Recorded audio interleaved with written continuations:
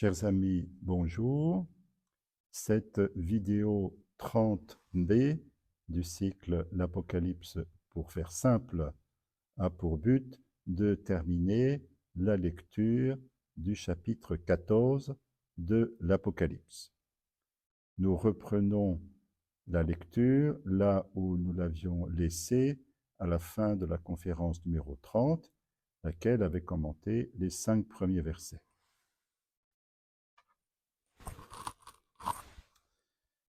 Puis je vis un autre ange qui volait au zénith, ayant une bonne nouvelle éternelle à annoncer à ceux qui demeurent sur la terre, à toute nation, race, langue et peuple.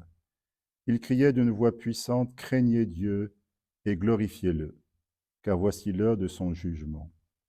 Adorez donc celui qui a fait le ciel et la terre, et la mer et les sources. » Un autre ange, un deuxième, le suivit en criant, « Elle est tombée, Babylone la grande, elle qui a abreuvé toutes les nations du vin de la colère. » Un autre ange, un troisième, les suivit, criant d'une voix puissante, « Quiconque adore la bête et son image et se fait marquer sur le front ou sur la main, lui aussi boira le vin de la fureur de Dieu, qui se trouve préparé, pur, dans la coupe de sa colère.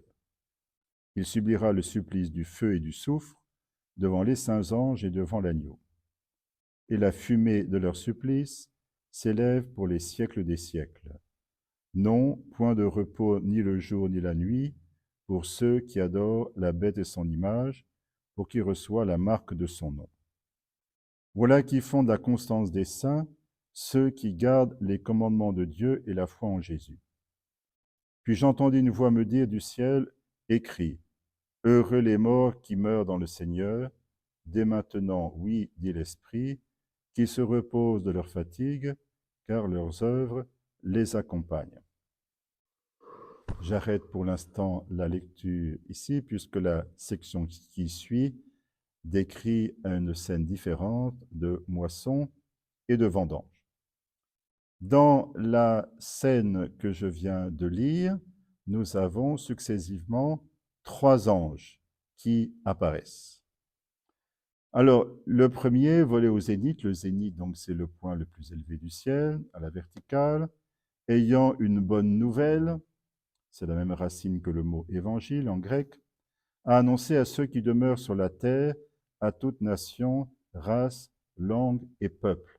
Nous retrouvons à nouveau cette expression à 4 termes, nation, race, langue et peuple, qui est utilisée 7 fois dans l'Apocalypse, et qui désigne les hommes lesquels sont objets d'un conflit entre l'agneau, qui veut les sauver, et le dragon, qui veut les séduire et les séparer de Dieu. Il criait d'une voix puissante, « Craignez Dieu et glorifiez-le, car voici l'heure de son jugement. Adorez donc celui qui a fait le ciel et la terre et la mer et les sources. » En commentant le septénaire des trompettes, j'avais indiqué que les 4 premières trompettes frappaient justement ces 4 éléments qui sont ici mentionnés, le ciel, la terre, la mer et les sources. Ces 4 parties de l'univers physique sont frappées de plaies, sans doute pour détourner les hommes de la tentation de leur porter une adoration qui serait idolâtrique. C'est Dieu qu'il faut adorer. Craignez Dieu et glorifiez-le, c'est aussi une expression assez semblable à celle que nous avons vue au verset 13 du chapitre 11 de l'épisode des 2 témoins. Les survivants du tremblement de terre à Babylone sont remplis de crainte et rendent gloire au Dieu du ciel. Il semble donc bien que cela correspond sensiblement à la même chose.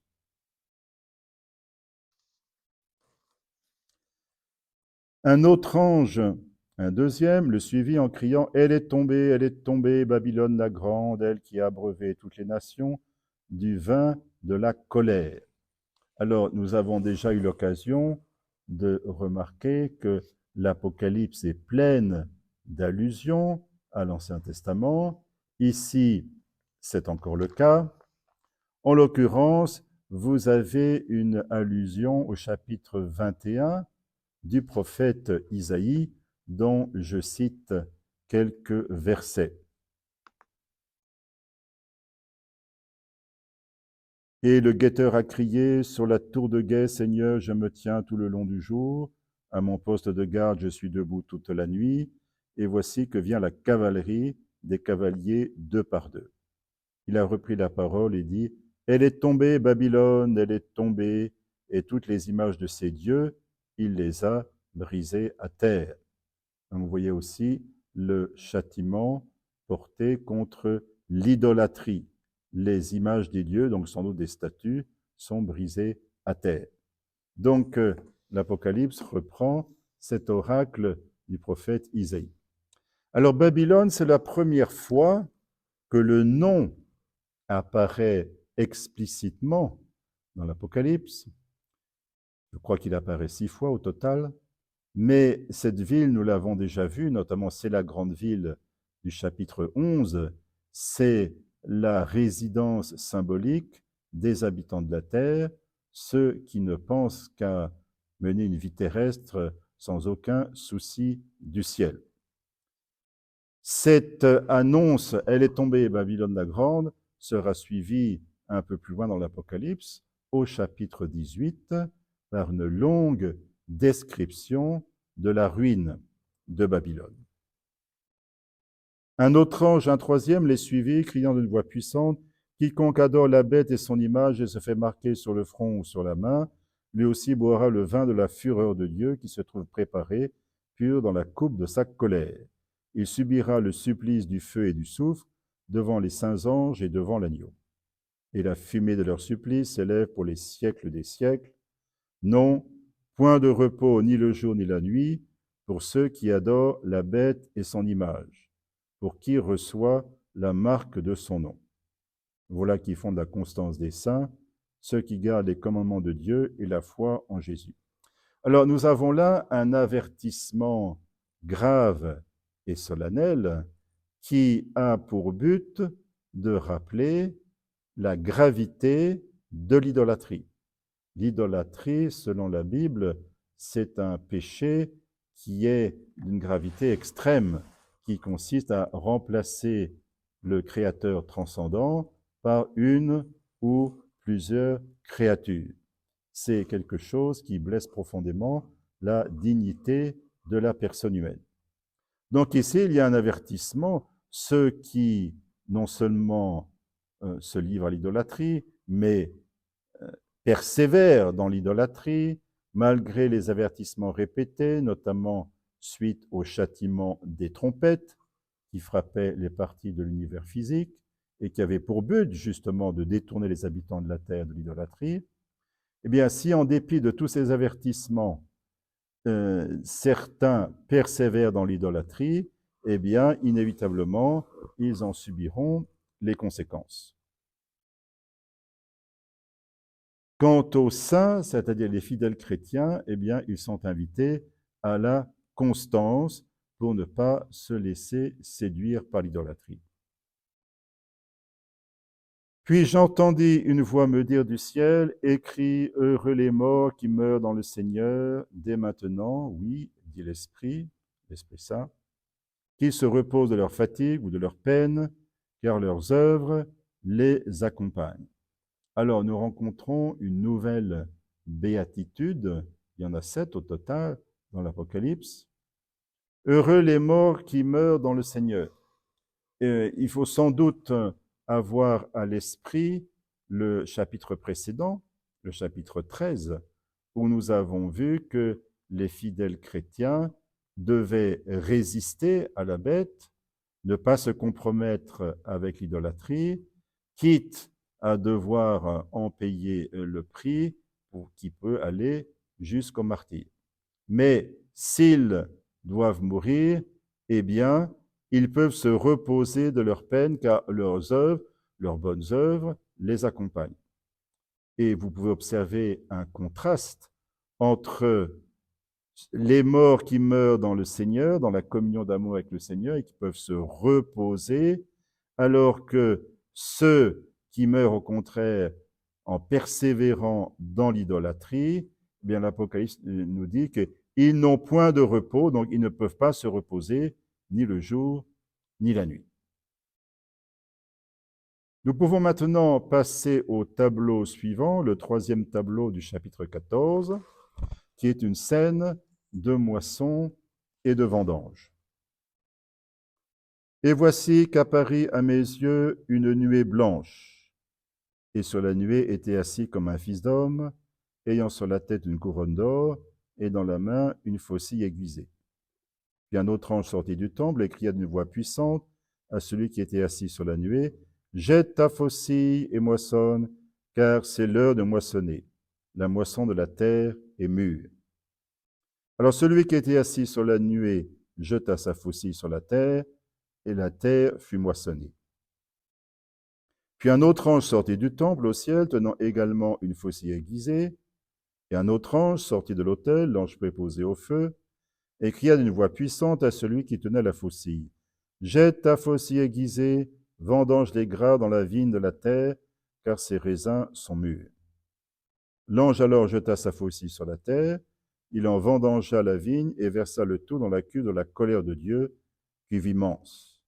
Puis on la foula hors de la ville, et il en coula du sang qui monta jusqu'aux morts des chevaux sur une étendue de 1600 stades.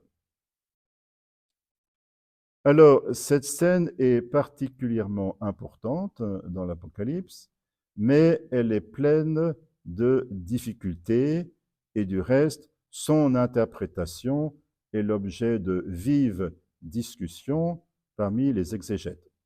On peut dire qu'il n'y a pas encore de véritable consensus sur l'interprétation de cette scène. Dans le cas de ce cycle introductif, je vous mentionne juste deux interprétations alternatives à celles que je vais ensuite vous proposer un peu plus en détail juste après. Tout d'abord, il y a une position qui consiste à penser que nous avons deux fois fondamentalement la même chose, c'est-à-dire une moisson et une vendange, mais ce serait deux fois la même chose. Et cette interprétation s'appuie sur le fait que l'image de la moisson et de la vendange est empruntée par l'Apocalypse à l'Ancien Testament, comme d'habitude, et ici, il s'agit du livre du prophète Joël, au chapitre 4. Verset 13. « Lancez la faucille, la moisson est mûre, venez, foulez, le pressoir est comble, les cuves débordent, tant leur méchanceté est grande. » Alors c'est vrai que dans ce verset du livre Joël, là, on peut avoir l'impression que la moisson et la vendange seraient la même chose.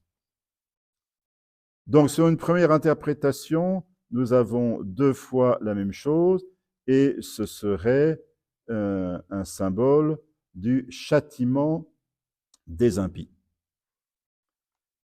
Une deuxième interprétation, qui est sans doute la plus répandue aujourd'hui, voit dans la vendange le châtiment des impies, mais voit en revanche dans la moisson une image positive, celle du rassemblement des élus. Parmi les textes que l'on peut citer à l'appui, je cite simplement ce passage de l'évangile de Marc, au chapitre 4, où l'évangéliste rapporte plusieurs paraboles. Marc 26, 4, 26, Jésus disait, « Il en est du royaume de Dieu comme d'un homme qui aurait jeté du grain en terre. Qu'il dorme et qu'il se lève, nuit et jour, la semence germe et pousse, il ne sait comment.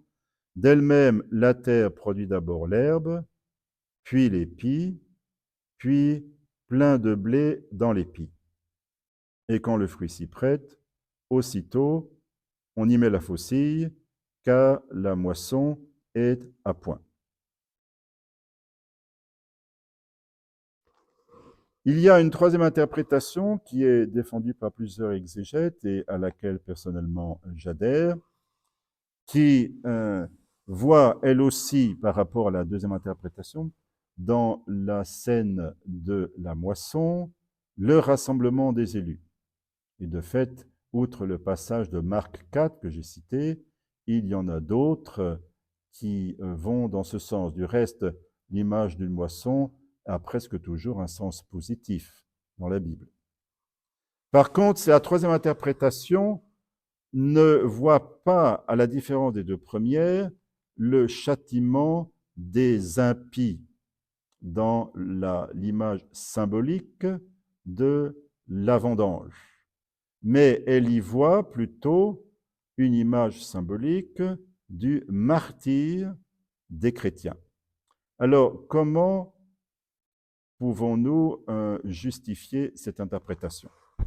Alors, tout d'abord, presque tout le monde est d'accord pour voir dans le Fils d'homme qui apparaît sur une nuée le Christ. Il y a trop de ressemblances avec ce que nous lisons au tout début de l'Apocalypse, au chapitre 1, verset 7. Voici, il, le Christ, vient avec les nuées. Chacun le verra, même ceux qui l'ont transpercé. Donc, il n'y a guère de doute. Le Fils d'homme qui apparaît sur une nuée avec une couronne d'or, avec à la main une faucille aiguisée, c'est le Christ. Et puis les trois autres personnages sont des anges. Alors, pourquoi peut-on voir dans la scène de la vendange une image du martyre des chrétiens, alors qu'à première vue, on y voit plutôt une image du châtiment des impies? Je relis le verset dans 14-19. L'ange jeta sa faucille sur la terre, il en vendangea la vigne et versa le tout dans la cuve de la colère de Dieu, cuve immense. Colère de Dieu, la colère de Dieu ne vise pas les fidèles du Christ, au contraire, elle vise plutôt les habitants de la terre, ou du moins ceux d'entre eux qui refusent obstinément de se convertir. Alors, comment cette image pourrait s'appliquer au martyre des chrétiens? Eh bien, il faut se souvenir que l'Apocalypse pratique très souvent le procédé de la superposition d'images.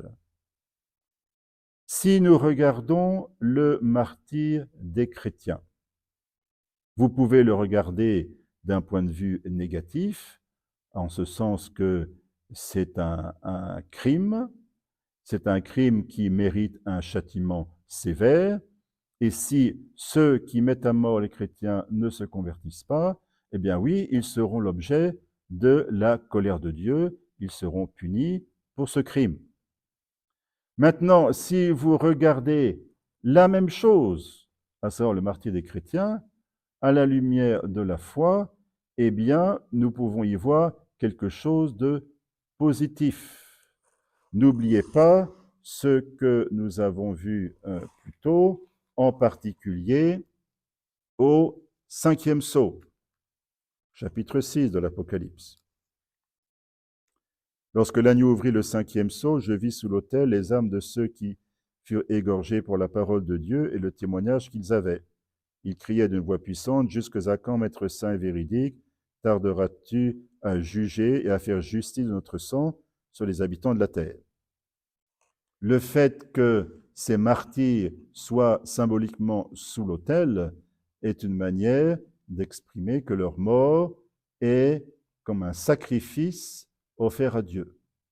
Et depuis l'époque du Christ, et depuis ensuite saint Étienne, le premier martyr, le martyr a toujours été considéré dans la tradition chrétienne comme quelque chose de très grand. Il n'y a pas de plus grand amour que de donner sa vie pour ses amis. C'est ce que fait le martyr en acceptant de donner sa vie pour le Christ. Donc, il y a un acte qui est le même, qui est donc la mise à mort des chrétiens par des habitants de la terre, et cet acte est regardé de deux points de vue différents.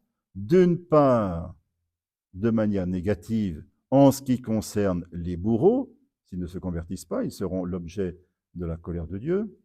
D'autre part, de manière positive, en tant que les martyrs sont un sacrifice qui glorifie Dieu. Alors pourquoi, direz-vous peut-être, mais pourquoi faut-il voir les martyrs dans la scène de la vendange? Mais parce que l'image de la vigne est éminemment positive dans la Bible.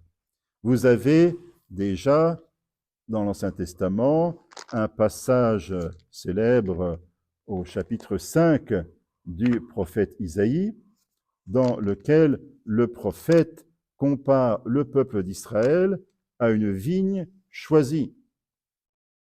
Mon bien-aimé avait une vigne sur un coteau fertile, il la bêcha, il l'épiera, il y planta du raisin vermeil, etc. C'est donc comme une représentation symbolique de l'histoire d'Israël. Le Seigneur a choisi Israël comme une vigne dont il a pris soin, mais malheureusement, cette vigne n'a pas produit les fruits escomptés, elle a produit des raisins de mauvaise qualité. Et nous lisons en Isaïe 5, 7, la vigne du Seigneur Sabaoth, c'est la maison d'Israël. Et l'homme de Juda, c'est son plan de choix. Donc, la vigne, déjà dans l'Ancien Testament, c'est un symbole d'Israël. Maintenant, si nous passons au Nouveau Testament, il suffit de penser au chapitre 15 du 4e évangile, qui est l'allégorie de la vigne. Moi, dit le Christ, je suis la vigne véritable et mon Père est le vigneron. Tout sarment, moi, qui ne porte pas de fruits, il l'enlève. Tout sarment qui porte de fruits, il les monte pour qu'il porte encore plus de fruits. Demeurez en moi, comme moi en vous, de même que le sarment ne peut porter de lui-même du fruit s'il ne demeure pas sur la vigne, ainsi vous non plus, si vous ne demeurez pas en moi. Moi, je suis la vigne, vous, les sarments. Celui qui demeure en moi et moi en lui, celui-là porte beaucoup de fruits. Le Christ reprend l'image de la vigne qu'Isaïe appliquait à Israël, et cette fois-ci, il l'applique à l'Église, qui est comme la continuation spirituelle du peuple d'Israël. Donc l'image de la vigne dans la Bible, elle est éminemment positive, elle n'est pas négative. Et il y a d'autres indices qui vont dans le même sens. Vous voyez, par exemple, l'Apocalypse nous dit que la cuve pleine de raisins est foulée hors de la ville. La ville, c'est Babylone. Cela fait penser au Christ qui a versé son sang en dehors de Jérusalem. Car à l'époque du Christ, le lieu de la crucifixion était situé en dehors de la ville. Ce n'est plus le cas aujourd'hui. On a aussi remarqué que le carré 1600 stades, donc l'étendue sur laquelle se répand le sang qui monte de la cuve, donc c'est le carré de 40. Et dans l'Apocalypse, les nombres carrés, il y en a deux autres, ont eux aussi une signification positive. Donc, il y a un ensemble d'indices convergents qui invitent à voir dans la vigne un symbole positif. Mais avec le procédé de superposition d'images, eh bien, nous avons deux éléments qui, à première vue, pourraient presque sembler contradictoires. Est-ce que c'est positif ou est-ce que c'est négatif? Eh bien, c'est les deux à la fois. Tout dépend du point de vue que vous prenez. Si vous prenez le point de vue des bourreaux, eh bien, c'est un crime qui appelle un châtiment. Si vous prenez le point de vue de la foi et des fidèles de Christ, eh bien, le martyre c'est un acte très noble, c'est un acte héroïque. Donc voilà, je pense, la meilleure manière de comprendre cette scène. Alors, qu'est-ce qu'elle en est le sens profond? Vous voyez que les deux éléments, la moisson et la vendange, se suivent immédiatement, comme c'est le cas chez Joël. Il semble donc que, d'une certaine manière, le prix de la moisson, et je rappelle que la moisson, c'est le rassemblement des élus, bien que le prix de la moisson, c'est le coût de la vendange. Là encore, nous pouvons nous rapporter au chapitre 5, quand les martyrs disent « Mais Seigneur, qu'est-ce que tu attends pour juger notre sang contre les habitants de la terre ?» Et le Seigneur répondit « Ah ben, vous n'êtes pas assez nombreux, il faut d'abord que vous rejoignent ceux qui doivent être mis à mort comme vous. » Et j'avais soulevé la question, mais pourquoi est-ce que le Seigneur donne cette réponse aux martyrs du 5e sceau? Eh bien, nous commençons à mieux le comprendre. Le but, c'est bien le salut, y compris le salut des Babyloniens, moi, tous ceux qui acceptent l'Évangile et la conversion. Mais la conversion, le salut, eh bien, dans l'économie chrétienne, elle a un prix. Le prix, c'est la croix du Christ. Mais la croix du Christ ne se limite pas uniquement à Jésus, elle s'étend sur l'Église. Et nous avons ici comme une récapitulation de l'épisode des 2 témoins. Je vous rappelle que c'est suite non seulement au témoignage, mais à la mort par le martyr des 2 témoins, que la plus grande partie de Babylone se convertit. C'est ce que nous avons vu au chapitre 11. Eh bien, si le Seigneur permet que beaucoup de ses fidèles soient mis à mort, et Dieu sait que cela se produit encore aujourd'hui, c'est parce qu'il veut se servir de cela pour conduire le plus grand nombre possible de personnes au salut. On foula la cuve hors de la ville, on coula du sang qui monta jusqu'aux morts des chevaux sur une étendue de 1600 stades. Oui, là, comparer le jus de raisin au sang, c'est une image classique.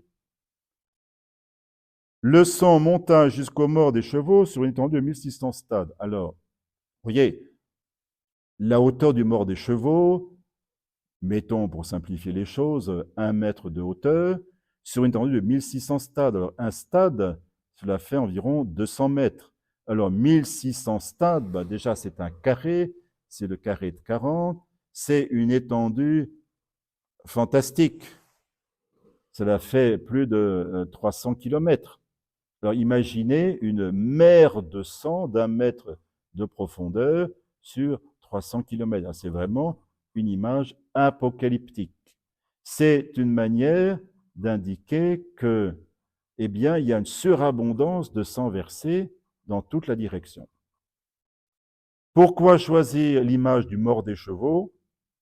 Peut-être que le chapitre 19 pourra nous éclairer sur ce point.